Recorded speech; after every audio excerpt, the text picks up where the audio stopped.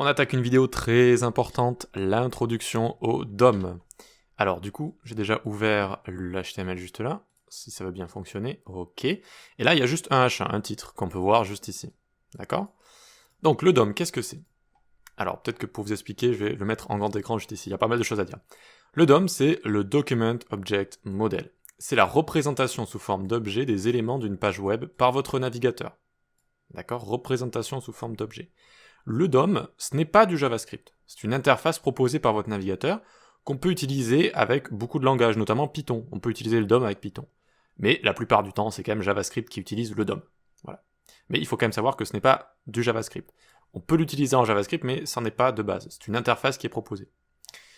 Toute votre page va donc être représentée sous la forme d'un grand arbre d'objets, c'est-à-dire des objets imbriqués les uns dans les autres.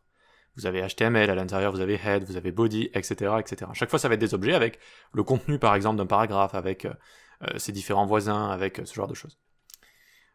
Ces objets contiennent des propriétés et des méthodes très pratiques. En effet, grâce à ces derniers, tout est possible en JS, car chaque élément va pouvoir être sélectionné, chaque objet on va pouvoir le référencer, et donc à partir de là modifier le contenu, le supprimer, en rajouter des choses, rajouter des enfants, rajouter plein de choses, etc., etc.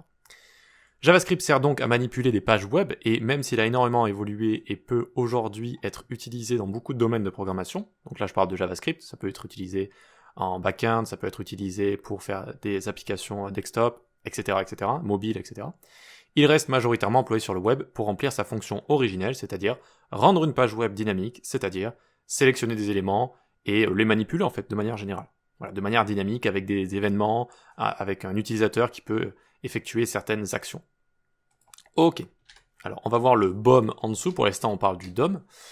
Et donc juste ici on a un H1. Alors qu'est-ce qu'on pourrait faire avec ce H1? Je vous ai dit qu'on pouvait sélectionner les éléments. Bien oui, je peux faire const title, donc là c'est du JavaScript, je crée une constante, et à partir de là j'utilise l'objet document qui contient le DOM, et j'utilise la méthode associée querySelector qui me permet de chercher un objet, un élément dans cet objet donc qui représente des éléments, et je viens chercher quoi? Un H1. Ici, l'argument qu'on lui passe est un sélecteur CSS. D'accord? C'est un sélecteur CSS. Donc là, ça va prendre le premier H1 qu'il trouve en fait. On peut le loguer, c'est parti. Log title, hop, et on a quoi ici? On a notre H1 juste là. Génial. Génial, mais encore une fois, la représentation de certains objets est faite spécialement par votre console ici. Donc, on pourrait se dire, ça a plutôt l'air d'être une chaîne de caractères qu'un objet. Non, non, c'est bien un objet qu'on a juste ici, qu'on est en train de référencer, d'accord? Donc, à chaque fois, si vous avez un doute, n'hésitez pas. Type of et there juste ici, et après vous n'avez plus de doute. Si vous pouvez l'ouvrir, c'est un objet, d'accord? Ok, très bien, donc on voit que notre objet ici, il a plein de propriétés. Ouh là là, qu'est-ce qui se passe? Vous inquiétez pas, il faut pas les connaître par cœur, il n'y a aucun problème avec ça. Mais néanmoins, on peut voir certaines choses. Alors ici, on va voir notre chemin juste là. Child nodes, tiens, child nodes, qu'est-ce que c'est? Bien, c'est le texte qui est à l'intérieur, par exemple, vous voyez? Donc on a une liste une liste de nœuds, on verra plus tard ce que sont que les nœuds. Les nœuds, c'est soit des éléments, soit du texte ou des commentaires.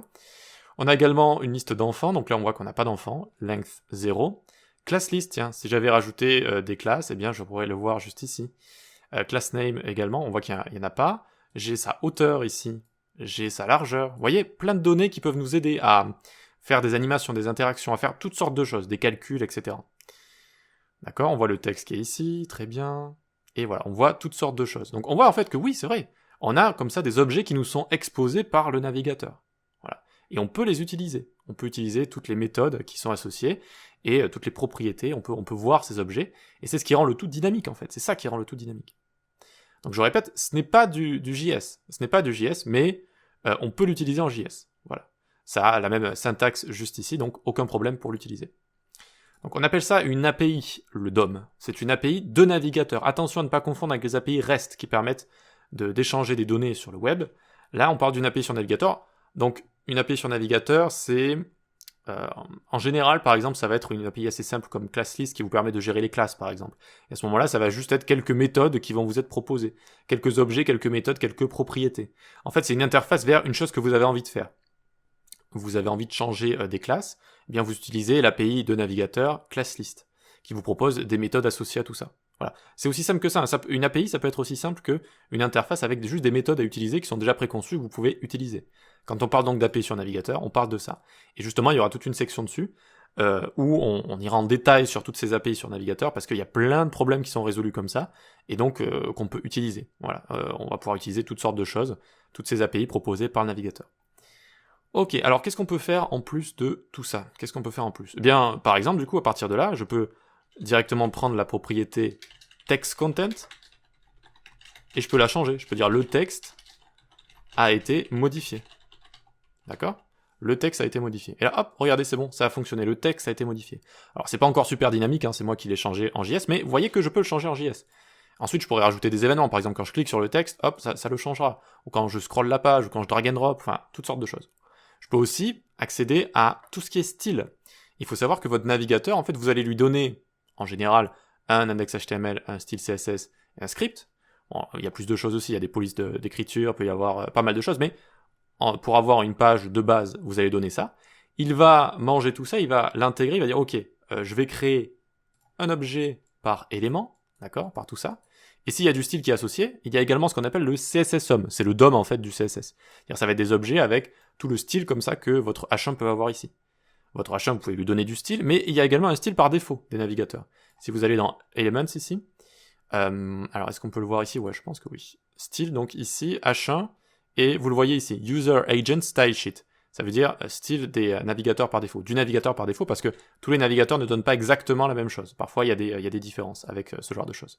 Vous voyez que déjà, de base, il y a un style par défaut. Tout ça, ça a été pris en compte dans un CSS-DOM. Dans le CSS-DOM, donc, un objet qui correspond à H1 avec son style associé.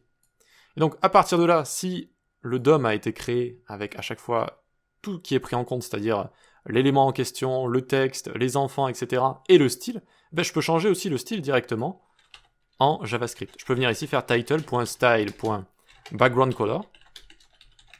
Alors attention à respecter camel case du coup pour les propriétés qui ont plusieurs mots. Et ici je mets crimson par exemple qui est une sorte de rouge.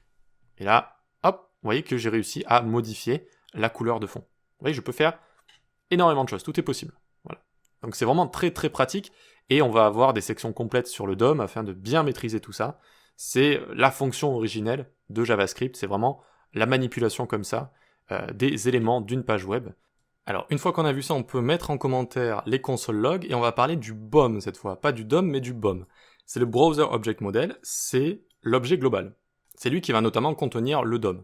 Il ne va pas contenir que le DOM, il va également contenir plein de fonctionnalités qui sont en rapport avec la page de notre navigateur. C'est vraiment l'objet global. Il contient donc le DOM qu'on peut trouver dans la propriété document, mais aussi tout un tas de méthodes très connues, très pratiques. Alors alert, il faut plutôt éviter de l'utiliser parce que c'est assez restrictif en termes d'UX, mais cet intervalle, fetch pour aller prendre des données, etc. Tout ça, c'est stocké dans l'objet global window. Ça contient également des propriétés pratiques sur la page en cours, donc inner width, inner height, la largeur interne, la hauteur interne, et des API pratiques comme history pour gérer l'historique. Voilà, donc tout un tas de méthodes directement proposées pour gérer des problèmes et pour ajouter des fonctionnalités à nos pages web. Donc pour le loguer, c'est window. Il faut faire console log window comme ça. Et hop, on a cet immense objet avec, vous voyez, plein de méthodes juste ici, plein de méthodes, clear interval, etc. Fetch pour aller chercher des données, voilà. Donc il faut pas apprendre tout ça par cœur, évidemment. Il faut simplement savoir aller chercher ce qu'on veut quand on va chercher des données, etc. Enfin, il faut pas apprendre tout ça par cœur, mais on va voir la majorité des méthodes les plus utiles et les plus pratiques. Mais ça m'arrive encore de découvrir des propriétés qui sont pas connues du tout, ou des façons de faire, etc., qui ne sont pas très très connues et qui vont juste servir à résoudre un problème particulier dans un certain cas précis. Voilà, donc on a Windows juste ici, et si on descend un peu dans D, on devrait voir Document ici, vous voyez? C'est ça, c'est le DOM ici. Donc c'est vraiment l'objet global qui va contenir plein de fonctionnalités de notre page, et en plus il contient le DOM ici, qui est la représentation sous forme d'objet de tous les éléments de notre page. Donc le DOM ici contient également des propriétés pratiques, contient quelques méthodes, etc. Donc là on voit la body juste ici, et à chaque fois, vous voyez, body on va pouvoir l'ouvrir et on va voir les éléments enfants à l'intérieur, et ces éléments enfants, s'ils ont des enfants, on va le pouvoir le voir également. C'est toute une imbrication de plein d'objets avec plein de propriétés et de méthodes. Voilà. Donc c'est ce que je voulais vous montrer pour ça, donc le DOM, le BOM, et c'est bon. Donc on récapitule encore une fois, le DOM, représentation sous forme d'objet de tous les éléments de notre site. très pratique, on peut les manipuler, on peut changer leur apparence, on peut les faire disparaître, apparaître, etc. Et le BOM, le Browser Object Model, on appelle ça plus souvent juste l'objet global, window, qui va contenir en fait toutes les fonctionnalités proposées par notre navigateur pour cette page en cours. D'accord ? Chaque onglet, si vous en ouvrez plusieurs, va avoir son propre objet global. Et donc, cet objet global contient des méthodes, des fonctionnalités, des propriétés, des ensembles d'API pratiques, les API sur navigateur étant des ensembles de propriétés et de méthodes elles-mêmes qui résolvent des problèmes, et voilà. Window, DOM, etc. Allez, on peut passer à la suite.